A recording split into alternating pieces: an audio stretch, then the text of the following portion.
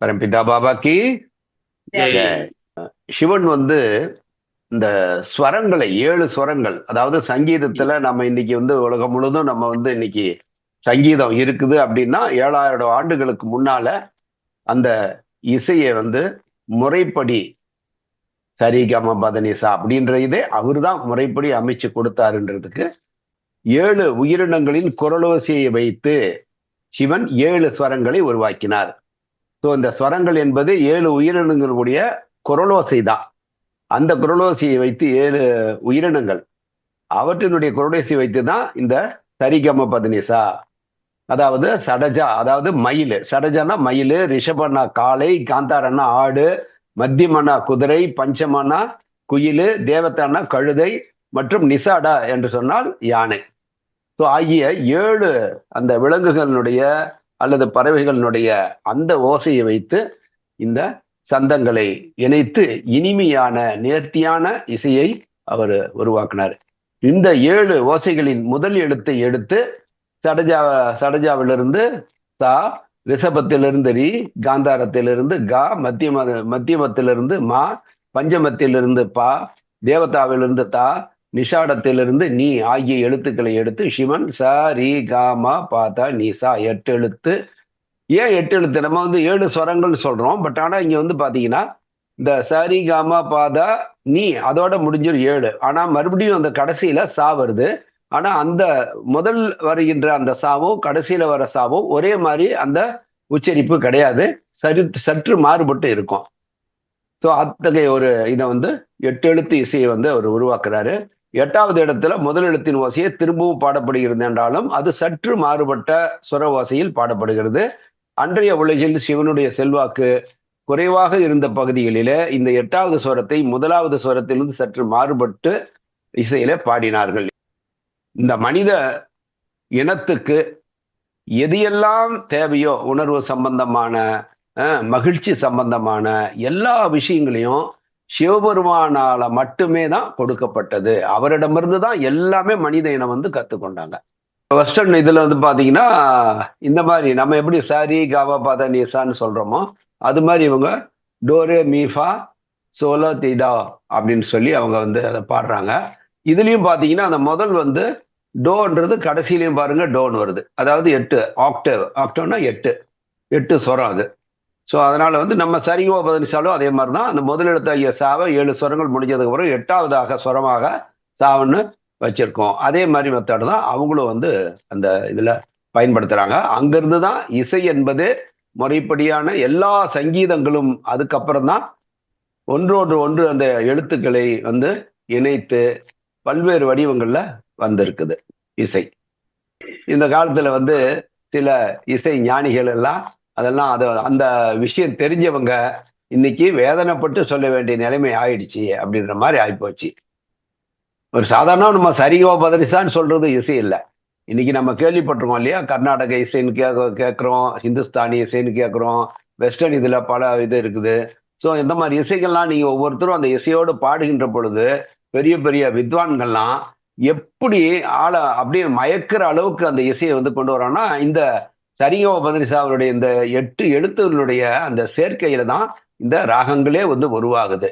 அப்போ எவ்வளவு ஒரு அந்த இதை உருவாக்குறதுக்கு, அமைச்சு கொடுக்கறதுக்கு சிவபெருமான் எத்தகைய ஒரு பெருமுயற்சி எடுத்திருப்பாரு அப்படின்றத இன்னைக்கு இந்த உலகம் உண்மையிலேயே மறந்துடுச்சு. ஆனாலும் அந்த மாதிரி நிகழ்ச்சிகள் நடக்கும்போது பின்னால வந்து நடராஜருடைய சிலையை மட்டும் அந்த ஒரு போட்டோவையோ அல்லது ஒரு இதை வந்து பின்னால வச்சுக்குவாங்க. அதுக்கு ஒரு மாலையை போடுறாங்க. அட்லீஸ்ட் அந்த அளவுக்காவது நினைவு வச்சிருக்கிறாங்க இதுக்கெல்லாம். ஆனாலும் அவர் எந்த அளவுக்கு அதுக்கு ஒரு இதா இருந்தாரு அப்படின்றதெல்லாம் ஆழமா யாருக்கும் தெரியறது இல்லை. இன்னைக்கு நம்ம வந்து போட்டோவிலையும் சிலை வடிவம் பார்க்குற சிவன் வந்து அந்த சிவன் அல்ல. அந்த சிவன் தான் ஒரிஜினல் சிவன். இவங்க பார்க்கறது எல்லாமே சும்மா அந்த இசையை பற்றி ஓரளவுக்கு ஞானம் இருக்கிறவங்களுக்கு அந்த இசையை தந்தவர் தான் அவர் தான் அப்படின்னு தெரியும். நாட்டிய இதெல்லாம் தெரிஞ்சவங்களுக்கு வந்து நாட்டியத்துக்கு வந்து நடராஜன் தான் மூல காரண பொருளா இருந்தவர், அவர் தான் வந்து துவங்கி வச்சார் அப்படின்ற விஷயங்கள் தெரியும். ஆனா அது மாதிரி இசையிலையும் நாட்டியத்திலையும் வந்து எத்தனை பேர் வந்து இன்னைக்கு உலகத்துல வந்து அதை அறிந்திருக்கிறாங்க அல்லது வந்து பழகி கொண்டிருக்கிறார்கள்? அவர்களை தவிர இதுக்கு பின்னால வந்து சிவபெருமான் தான் அப்படின்ற நினைவு எந்த எந்த எப்படி மனிதர்களுக்கு இருக்கும்? நிச்சயமா இருக்காது. இன்றைய மனிதர்களுக்கு தெரிஞ்ச சிவன் எல்லாம் பாத்தீங்கன்னா கோயில்ல பாக்குற அல்லது சிலைகள்ல பாக்குற சிவனை தான் தெரியும். அந்த சிவன் வந்து புராண சிவன். அது புராண கதைகள்ல மனிதர்களால் உருவாக்கப்பட்டு என்ன கதாபாத்திரங்கள்ல அதுல அந்த கதை இந்த கதை சொந்த பந்தம் மாமன் மச்சான் இவன் வந்து சிவபெருமானுக்கிட்டே சண்டைக்கு போவாங்க. இந்த கதையெல்லாம் பாத்தீங்கன்னா ஒரே கூத்து தான் இருக்கும் அங்க. அங்க சிவனுடைய அந்த மகிமை என்பதோ சிவன் யார் என்பதெல்லாம் அங்க இருக்காது. இறைவன் என்பவன் ஒருவன் தான், பரமபுருஷன் ஒருவன் தான். அவருக்கு மாமன் இருப்பாரு, மச்சா இருப்பாரு, அவருக்கு ஒரு பெரிய பவர் இருக்கும், இவருக்கு ஒரு பெரிய பவர். இந்த பவரை வச்சு சிவனை வந்து அவரு அட்டாக் பண்ணுவாரு. இதெல்லாம் எவ்வளவு ஒரு கேலிக்கூத்தான விஷயம் பாருங்க பக்தியில. பிரபஞ்சத்தையே ஆளுகின்ற ஒற்றை ஆற்றலை உடைய அந்த பரமபுருஷனை எப்படியெல்லாம் சித்தரிச்சு மனிதர்கள் வந்து ஒரு கேலி கூத்தாக்கியிருக்காங்க இன்னைக்குன்னு பார்க்கும்போது, பக்தி என்பது அது வந்து ஆழ்கடல்ல மூழ்கி போன ஒரு விஷயமாச்சு. அதை தோண்டி எடுக்கவே முடியாதுன்ற அளவுக்கு பக்தி வந்து போயிடுச்சு.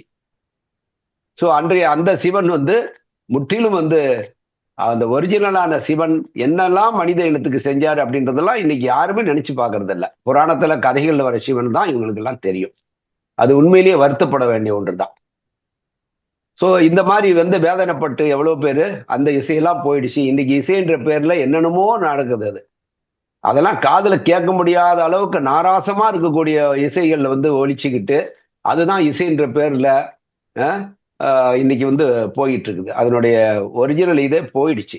இன்னைக்கு நம்ம கேட்கறதெல்லாம் உண்மையிலேயே அந்த ஒரு இனிமையான இசை இல்லைன்றதா இங்க தெரியுது நமக்கு. அதை வந்து சிவபெருமான் செஞ்சதுல 1% முன்னேற்றத்தை அவர்கள் வந்து அந்த இசை ஞானிகள் அவர்கள்லாம் வந்து 1% பின்பற்றினா போதுன்றார் பாருங்க.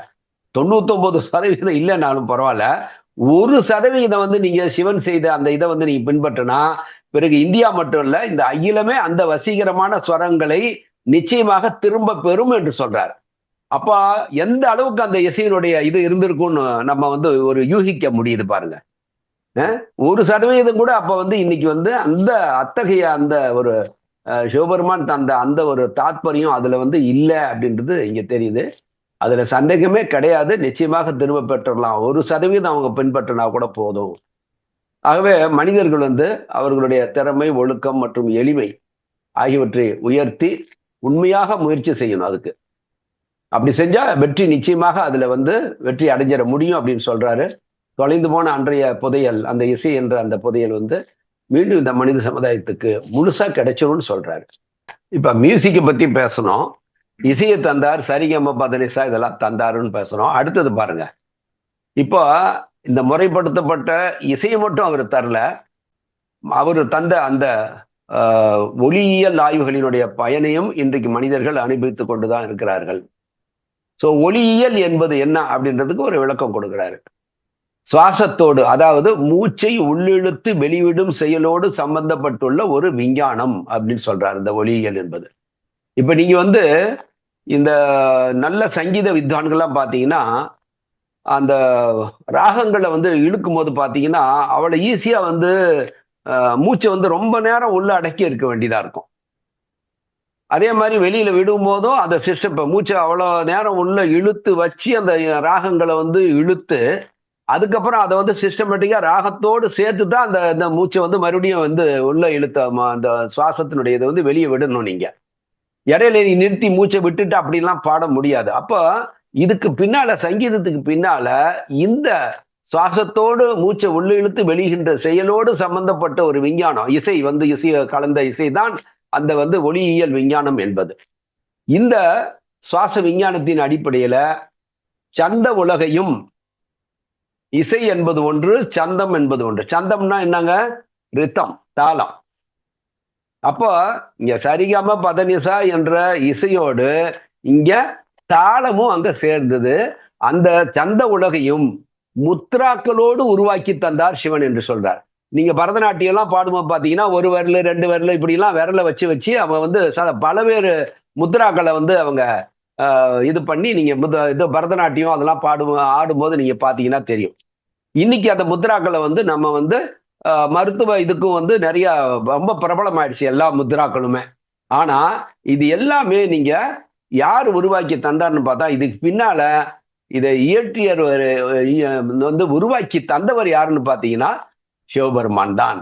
அப்ப எதையெல்லாம் மனித சமுதாயம் இன்னைக்கு அனுபவிச்சுட்டு இருக்கிறாங்களோ அது எல்லாமே அதான் சொல்றாரு. இவருடைய ஒளியியல் ஆய்வுகளின் பயனையும் இன்றைக்கு மனிதர்கள் அனுபவித்துக் கொண்டு இருக்கின்றார்கள் என்று சொல்றாரு. ஆனா அதுக்கு பின்னால சிவன் தான் அப்படின்றது யாருக்குமே தெரியாது. சிவபெருமான் வந்தது 7,000 ஆண்டுகள். அப்போ ஆனா ரிக்வேதம் வந்தது ஏறத்தாழ 15,000 ஆண்டுகள். ஆரியர்கள் இந்தியாவுக்குள்ள இங்க வருவதற்கு முன்னாலேயே ரிக்வேதம் அங்க ஆசியா கண்டத்துல அவங்க இருக்கும் போதே ரிக்வேதத்தை அவங்க தொடங்கிட்டாங்க. அதுக்கப்புறம் தான் இங்க வராங்க. அப்போ சிவனுக்கு முந்தைய காலத்துல ரிக்வேதத்துல சந்தங்கள் இருந்தன என்பதற்கு அந்த ரிக்வேதத்துல பார்த்தோம்ல 7 சந்தங்கள் பார்த்தோம்ல, போன வகுப்புல நம்ம பார்த்தோம். அதுல ஒரு சந்தம் தான் நம்ம இன்னைக்கு காயத்ரி அப்படின்றது. அப்போ நம்ம அதை காயத்ரி ரிக்குன்னு தான் சொல்லணும். ஏன்னா ரிக்வேதத்துல வரக்கூடிய ஒரு சந்தம். 3 ஸ்டூப்பு, அனுஸ்டூப் இதெல்லாம் பார்த்தோம். ஞாபகம் இருக்கும்னு நினைக்கிறேன் உங்களுக்கு. ஸோ அந்த மாதிரி அந்த சந்தங்களுக்கு அதெல்லாம் பேரு. எந்தெந்த மாதிரி சந்தங்கள்ல அது இருக்குது அப்படின்னும் போது ரிக்வேதத்துல அந்த மாதிரி அந்த ஒரு சந்த அமைப்போடு தான் அவங்க அதை ஆரம்பிச்சிருந்தாங்க அதுல. ஆனால் முத்ராக்கள் அங்க இருக்கவில்லை. வேதங்களை படிப்பதிலே கைதேர்ந்த நிலையை பெறுவதற்காக இப்ப வேதங்கள்ல ஓதுறதுல படிக்கிறதுல மாஸ்டர் ஆகணும் அப்படின்னா அந்த வேதம் படிக்கிற மாணவர்கள் இந்த 6 வகையான அந்த வேதத்துல என்னென்ன பாருங்க. சந்தம், சந்திரனா மாத்திரை அளவு. இப்போ 1 மாத்திரை 1.5 மாத்திரை அப்படின்னா நம்ம மருந்துக்கு சாப்பிட்ற இது இல்லை. அது அந்த இதுதான் அந்த சந்தத்தை நம்ம இதுதான் நம்ம சந்தம்னு சொல்லுவோம். அதை சந்த அமைப்பு. அப்ப அதை அவங்க மாத்திரைன்னு தான் சொல்லுவாங்க. அந்த இதுல அரை மாத்திரை 1 மாத்திரை இந்த மாதிரி. சோ அந்த மாணவர்கள் 6 வேதங்களிலும் என்னன்னா சந்தம், கல்ப, அப்புறம் நிருத்த, ஜோதிஷ, வியாக்கரண மற்றும் ஆயுர்வேதம் அல்லது தனுர்வேதம். சோ இதுக்கெல்லாம் என்ன சொல்ற, சந்தம்னா மாத்திரை அளவு, கல்பனா சடங்குகளுடைய விளக்கம். இதெல்லாம் தெல்ல தெளிவா இந்த 6 வகையான விஷயத்தையும் வேதங்களை படிக்கிறவங்க இதெல்லாம் தெளிவா தெரிஞ்சிருந்தாதான் அவங்களாம் மாஸ்டர், கைதேர்ந்தவர்களாக கருதப்பட்டார்கள். அதுல பாருங்க என்னென்ன வருது பாருங்க. சடங்குகளுடைய விளக்கங்கள் இன்னைக்கு வேதங்கள்ல சொல்லி மந்திரங்களை சொல்லி பல்வேறு சடங்குகள் இன்னைக்கெல்லாம் கூட பண்றாங்க இல்லையா. நம்ம இவங்களை கூப்பிட்டு நம்ம பண்றாங்க பல்வேறு பூஜைகளுக்கு. ஸோ அந்த சடங்குகளினுடைய அந்த விளக்கங்கள். அப்புறம் சொற்களஞ்சியம் நிறுத்த அப்படின்னா வெக்காட்வரியும் தெரிஞ்சிருக்கணும். அந்த வேதங்கள்ல வரக்கூடிய அத்தனை சொற்களுக்குமான பொருளையும் அவங்க தெரிஞ்சிருக்கணும். அதே மாதிரி ஜோதிடமும் இருக்கு பாருங்க அதுல, ஜோதிஷா. அப்புறம் இலக்கணமும், இலக்கண குறிப்பும் தெரிஞ்சிருக்கணும். இப்ப தமிழ்ல இங்கிலீஷ்லயும் இலக்கணம் இருக்கு, தமிழ்ல இலக்கணம் இருக்கு இல்லையா. ஒண்ணுக்கும் அந்தந்த மொழிக்கான இலக்கணங்களையும் அவங்க அந்த வேதிக் லாங்குவேஜ், அவங்களுடைய லாங்குவேஜ் என்ன சமஸ்கிருதம் இல்லைன்றத அப்பப்ப ஞாபகப்படுத்திட்டே இருக்க, நீ ஞாபகம் வச்சுக்கணும். அவர்களுடைய ஆரியர்களுடைய மொழி என்பது சமஸ்கிருதம் அல்ல, சமஸ்கிருதம் நம்ம மொழி, அவங்களுடைய மொழி வேத மொழி. சோ அந்த வேத மொழிக்கான அந்த இலக்கணங்களையும் அதே சமயத்துல ஆயுர்வேதமும் பாருங்க, அல்லது தனுர்வேதம் அதாவது மருத்துவ அந்த ஒரு அறிவியலும் அந்த பாடல் அந்த இதுலலாம் ரிக்வேத பாடல்கள் எல்லாமே இது எல்லாமே இருந்திருக்குது. ஸோ இது எல்லாமே அவங்க தெரிஞ்சிருக்கணும், மாஸ்டரா இருக்கணும், ஒவ்வொன்றிலையும் இருக்கணும் அந்த படிக்கிற மாணவர்கள். ஸோ ஆகவே இந்த வேதங்களுடைய இந்த 6 பிரான்ச், இந்த 6 கிளைகளிலுமே அவங்க தேர்ச்சி பெற வேண்டி இருந்தது. யாரு வேதங்களை படிக்கிறதுல கைதேர்ந்த நிலையை பெறணும் அப்படின்னா. சோ இதிலிருந்து அன்றைய மக்கள் சந்தங்களிலே நல்ல புலமை பெற்றிருந்தார்கள் என்பது தெரியுது. யாருக்கு முன்னால, சிவபெருமான் வரதுக்கு முன்னாலேயே சந்தங்கள் அந்த செயல்களுடைய அமைப்புகள் பார்த்தீங்கன்னா அந்த இது அந்த காலத்திலேயே இருந்தது என்பது நிரூபணமாகிறதுன்னு சொல்றாரு. ஆனா முத்ராக்கள் இல்லைன்னு சொல்றாரு. முத்ராக்கள் அங்க இருக்கவில்லை. அதே மாதிரி இசையும் சிவபெருமான் தான் அமைச்சு கொடுக்கிறாரு. பாருங்க, இதெல்லாம் ஒரு சாதாரணமா ஏதோ படிச்சுட்டு போக முடியாது. இந்த விஷயத்த எல்லாமே எந்த அளவுக்கு ஒவ்வொரு விஷயத்திலும் எவ்வளவு ஒரு ஆழமாக அதை ஒரு டிசைன் பண்ணியிருக்காரு, பண்ணி இந்த மனிதர்களுக்கு கொடுத்தாரு. அதெல்லாம் நம்ம ரொம்ப தீவிரமா கவனிக்கும் போதுதான் பரமபுருஷன் எப்படி ஒரு தாய் தன்னோட குழந்தைக்கு ஒன்னும் சொல்லி கொடுத்து அதை வளர்த்துறாளோ அது மாதிரி தான் படைத்த இந்த உயிரினத்துல மனித இனம் இறைவனை அடைகின்ற ஒரு தகுதியை பெற்ற ஒரு மனித உடலை பெற்ற பிறகு எல்லாத்தையும் குழந்தைங்களுக்கு சொல்லிக் கொடுக்கிற மாதிரி எல்லாம் சிஸ்டமேட்டிக்கா முறைப்படி அதை வந்து எப்படிலாம் அவர் வந்து அதுக்காக அவருடைய நேரத்தை எல்லாம் அவர் ஒதுக்கி இருக்கிறாரு என்று பார்க்கும்போது, ஸோ அது அவருடைய அந்த ஒரு அருள் கருணை மனிதர்கள் மேல் வைத்திருந்தது வந்து நமக்கு நல்லா புரியும். ஆகவே இந்த முத்ராக்களை வந்து எப்படி இந்த இசையோடு அவர் இணைச்சார் அப்படின்ற இதை பார்க்கும்போது பாருங்க, இப்ப அவர் இதையும் இப்ப அந்த இசையை கூட சரிகம பதனிசா கூட அந்த பல விலங்குகள் அந்த பறவைகள் அந்த இதை வச்சுதான் அந்த குரலை வச்சு அந்த ஓசையை வந்து ஒன்னா இணைக்கிறாரு. இங்க அதே மாதிரி பலதரப்பட்ட உயிரினங்களின் உடலில் உள்ள சுரப்பிகள் வேகமாகவோ அல்லது மந்தமாகவோ செயல்படுகிறது என்பதை அல்லது அதிகமாகவோ அல்லது குறைவாக சுரக்கிறது என்பதை அவர் கவனித்தார். அதனால அந்த உயிரினங்கள் பல்வேறு வகைகளில் தங்கள் உணர்வுகளை வெளிப்படுத்தின. இப்போ நீங்க சாதாரணமா இந்த பல உயிரினங்களை பத்தி பார்க்கும்போது என்னென்ன உயிரினம்னு தெரியாது. ஆனா பல்வேறு உயிரினங்களை நீங்க பார்க்கும்போது அந்த உணர்வுகளை வெளிப்படுத்துவதற்கு அந்த உடல் அவற்றினுடைய உடல்கள்ல பல்வேறு விதமான அசைவுகளை அவை வந்து வெளிப்படுத்துதுங்க. அது போன்ற அசைவுகளை வந்து அது செய்கின்ற பொழுது இந்த மாதிரி அசைவுகள் அது கொடுத்தால் இந்த உணர்வை அது வெளிப்படுத்துது. இப்படி இந்த மாதிரி ஒரு இத வந்து கோணத்துல அது வந்து தன்னுடைய உடலை வந்து அசைத்து காட்டினால் அது இப்படி ஒரு உணர்வை வெளிப்படுத்துகிறது. இப்படின்றெல்லாம் அவர் நோட் பண்றாரு. அப்போ ஒவ்வொரு உணர்வும் வந்து அந்த சுரப்பிகளோடு தொடர்புடையது என்பது நமக்கு நல்லாவே தெரியும். ஒவ்வொரு உணர்வுகளுமே ஒவ்வொரு சுரப்பினுடைய அந்த சுரப்பினுடைய தன்மையை பொறுத்து அது அதிகமா சுரக்குதோ குறைவா சுரக்கிறதோ அதை பொறுத்து தான் அந்த உணர்வுகள் வெளிப்படும் நமக்கே கூட. அப்போ இந்த உணர்வோடு சம்பந்தப்பட்டு இருக்கிறது அதனுடைய அசைவுகள். அதெல்லாம் கவனிக்கும் போது கைகளை கால்களை எந்த மாதிரி ஒரு பொசிஷன்ல வைக்கணும் அப்படின்றதெல்லாம் அவரு முடிவு பண்ணி அதை வந்து ஒரு சிஸ்டம் பண்ணி அதை வந்து இந்த இசை நடனத்தோட வந்து அதை இணைச்சிடுறாரு. இந்த எல்லா காரணிகளையும் மிகவும் தீவிரமாக ஆராய்ந்து அதன் முடிவில் தான் முத்ராக்களை அவர் கண்டுபிடிக்கிறாரு. ஒரு குறிப்பிட்ட வகையான மனிதர்கள் வந்து எப்படி எல்லாம் நடனத்தோடு அதை வந்து முத்ரா அந்த இதை வந்து கைகளையும் கால்களையும் எப்படிலாம் அதை வந்து நடனம் ஆடும்போது வச்சுக்கணும் அப்படின்றத அவர் கண்டுபிடிச்சு இந்த ஒவ்வொரு முத்ராவும் மனிதனுடைய சில சுரப்பிகளில் ஏதேனும் ஒரு வகையில் விளைவுகளை உண்டாக்குகிறது. அதற்கேற்றவாறு மனிதர்களுடைய மனமும் விளைவுகளை அடைகிறது. நடனக்கலையில் இது சிவனுடைய மிகப்பெரிய பங்கு ஆகும். அந்த காலத்துல மக்கள் வந்து கைகளையும் கால்களையும் கண்டபடி ஆடுவதை இன்றைக்கும் வந்து நீங்க வந்து இந்த மலைவாழ் பிரதேசங்கள்ல வாழுகின்ற மனிதர்கள் அதெல்லாம் பார்த்தீங்கன்னா ஏதாவது ஒண்ணு கத்திக்கிட்டு கையை காலம் அவங்க விருப்பப்படி ஆட்டிக்கிட்டு அவங்க ஆடிக்கிட்டு இருப்பாங்க. பட் அது வந்து ஒரு முறையான நடனம் அல்ல. ஸோ அதை வந்து முறைப்படுத்தி அதை வந்து நடனத்துடைய ஒரு உயர்ந்த ஒரு இதை வந்து அவர் மனித இனத்துக்கு புகட்டுறாரு.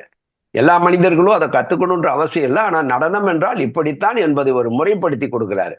இப்ப நாம எல்லா மனிதர்களும் இசையில வந்து ஞானியா இருக்கணும்னோ அல்லது வந்து நடனத்தை வந்து எல்லாரும் கற்றுக்கொள்ளணும் அப்படின்னு அவசியம் இல்லை. ஆனாலும் இந்த நடனம்னா இது இப்படித்தான் இருக்கணும். அந்த நடனத்துல இந்த முத்ராக்களும் இணைந்து இருக்கிறது. இது வந்து ஒரு விஞ்ஞானத்தோடு உடலியல் விஞ்ஞானத்தோடு மனதோடு இப்ப பரதநாட்டியம் இதெல்லாம் குச்சிப்புடி இந்த மாதிரி இதெல்லாம் நீங்க வந்து நடனத்தை பார்க்கும்போது அவங்க வந்து அந்த கண்களை ஆட்டுறது விரல்களை வைக்கிறது அது என்னென்ன மாதிரி பொசிஷன்ல வைக்கிறது இது மாதிரி ஆகும்போது அதுல இருந்தே நீங்க வந்து ஒரு கதையை புரிஞ்சுக்க முடியும். வாயே பேச மாட்டாங்கன்னு எது சொல்லணும்னு அவசியம் இல்லை. அவங்க ஆடுறதுல இருந்து நீங்க அந்த முத்ராக்களை வந்து வச்சு அவங்க எப்படிப்படியா கைகளையும் கால்களையும் கண்களையும் அசைவுகள் அந்த உடல்ல என்னென்ன அசைவுகள் கொடுக்குறாங்களோ அதை வச்சு அதனுடைய உணர்வுகளை நம்மளாலேயே புரிஞ்சு கொள்ள முடியும் எளிதாகவே. ஆகவே அப்படி ஒரு மிகப்பெரிய ஒரு இதை வந்து அதுல புகுத்தினாரு. இது வந்து சிவனுடைய மிகப்பெரிய ஒரு பங்கு. சோ அப்ப வந்து என்ன சொல்றாரு, ஆனால் அதே ஒரு இந்த மாதிரி கை கால இஷ்டத்துக்கு அவங்க ஆட்டுறதெல்லாம் வந்து ஒரு சிறப்பான நடனம் என்று ஏற்றுக்கொள்ள முடியாது. முத்ராக்களை இணைத்த பிறகுதான் அது வந்து உண்மையிலேயே ஒரு உயர்ந்த ரக நடனம் என்று தகுதியை பெற்றது அப்படின்னு சொல்றாருங்க. அடுத்தது வந்து தாளம் வாத்தியக்கலை. சோ இதெல்லாமே அப்படியே ஒரு செட்டு தான். இசை நடனம் நாட்டியம் வாத்தியம் இதெல்லாமே அவர் தான் எல்லாமே சிஸ்டம். அதே மாதிரி முத்ரா இது எல்லாமே சரியான ஒரு இணக்கத்தோடு இருக்கும் போதுதான் அந்த என்டையர் ஒரு இதே வந்து பாத்தீங்கன்னா அந்த நடனமும் சரி, ராகமும் சரி, பாட்டு பாடிக்கிட்டே ஆட்டம் வந்து ஆடுவது, அது இசையோடு சேர்ந்து ஆடுவது, இசை கருவிகளோடு சேர்ந்து ஆடுவது, அதுல முத்ராக்களோடு இணைச்சு ஆவதும் அது முழுமைத்துவமான ஒரு ஒரு இந்த கலையாக நமக்கு அது தெரியுது. ஸோ அந்த மாதிரி அதுல ஒரு சிஸ்டமேட்டிக்கான ஒரு இதை வந்து அவர் தான் கொண்டு வந்தாரு அப்படின்றத நம்ம மறந்துடக்கூடாது. இப்போ வந்து நாட்டியம் மற்றும் வாத்தியம் ஆகியவற்று மட்டும் இல்லை. ஸோ அதை என்ன பண்ணாரு, கண்டுபிடிச்சி தந்ததோட அதை சிஸ்டமேட்டிக்கா அமைச்சு கொடுத்தது மட்டும் இல்லாம அதை மக்களிடத்துல பரப்பணும்னு வந்து அவர் ஆர்வம் கொண்டிருந்தார். அதனால அவர் வந்து பரத மகரிஷியை வந்து அவர் அதுக்குன்னு தேர்ந்தெடுத்து, நீ வந்து இந்த இசைக்கலையை எல்லாம் சேர்த்து இந்த வாத்தியம் இது முத்ரா இதெல்லாமே சேர்ந்ததுதான் இசைக்கலை என்பது. இதை வந்து யாரெல்லாம் கற்றுக்கொள்ள விரும்புகிறார்களோ அவர்களுக்கெல்லாம் இதை வந்து ஜாதி அப்பயும் வந்து இதெல்லாம் இருந்தது இல்லையா, ஆரியர்கள் வந்து எல்லா இனத்தை வந்து பிரிச்சாங்க, அவங்க தான் வந்து பிரிக்கிறாங்க, அது வரையிலும் இல்லை. அதனால இதுல வந்து இவன் வந்து சூத்திரன், இவன் வந்து சத்திரியன் இப்படின்ற மாதிரிலாம் எந்த ஒரு வேறுபாடுமே இல்லாம நீ எல்லாருக்கும் கற்றுத்தரணும். நீ பார்க்க வேண்டியது என்னன்னா, அவர் வந்து அந்த மனுஷன் வந்து அதை கத்துக்கணும்ன்ற ஆர்வம், ஆழமான ஆர்வம் பெற்றிருக்கிறான்றதை மட்டும்தான் நீ பார்க்கணும். மற்றபடி வேற எந்த வித்தியாசத்தையும் நீ பார்க்க கூடாது என்று அவர்கிட்ட சொல்லி, அதுக்காக அந்த பொறுப்பை வந்து அவரிடமும் ஒப்படைச்சு அதை மக்களிடத்துல வந்து பரப்பவும் செய்தாரு. சிவபெருமானுக்கு முன்னால, அவர் வருவதற்கு முன்னால எதெல்லாம் வந்து ஒரு சரியான ஒரு அமைப்பை பெறாத விஷயங்களாக இருந்ததோ அத்தனை விஷயங்களுக்குமே சிவபெருமானே ஒரு முறையான ஒரு வடிவத்தையும் உறுதியான ஒரு கட்டமைப்பையும் தந்தார். இசைக்கு மட்டுமல்லாமல் மனித வாழ்வினுடைய ஒவ்வொரு உணர்வுகளுக்கும் ஒரு ஒழுங்குமுறையை தந்தார்.